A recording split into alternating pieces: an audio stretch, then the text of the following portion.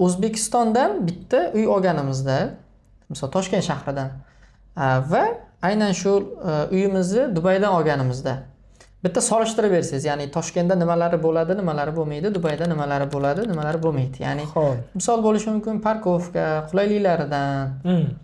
Birinchi o'rinda bu yerda tavakkalchilik, risk ancha kam.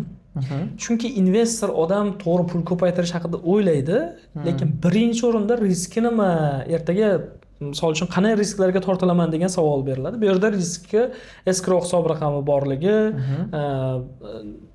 uchun risk уже почти nolga teng. Bu birinchisi.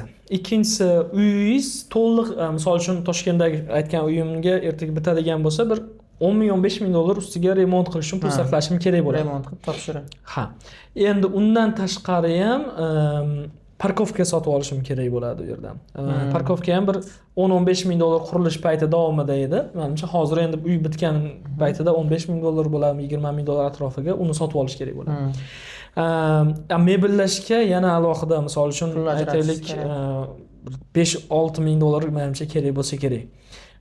Mebellash kerak. Bu yerda mebellar bor bo'ladi, parkovkaga alohida pul to'lamaysiz, remont tayyor bo'ladi.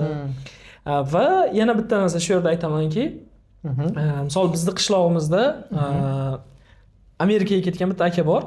Amerikadan yaxshi misol uchun pul ishlab jo'natgan va uyini shunaqa zo'r qilib qurganki, lekin qishloqning o'rtasida.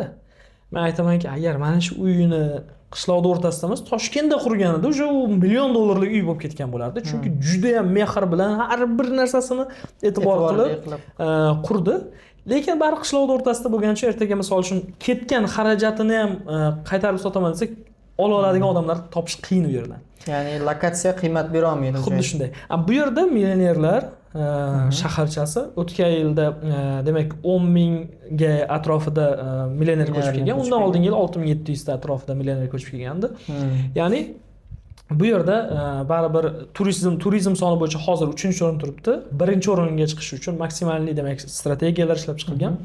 Ya'ni lokatsiya jihatdan ham, конечно, albatta Toshkentdagi uyingiz narxi oshishi va bu yerdagi uyning narxi oshishi o'rtasida katta farq bor.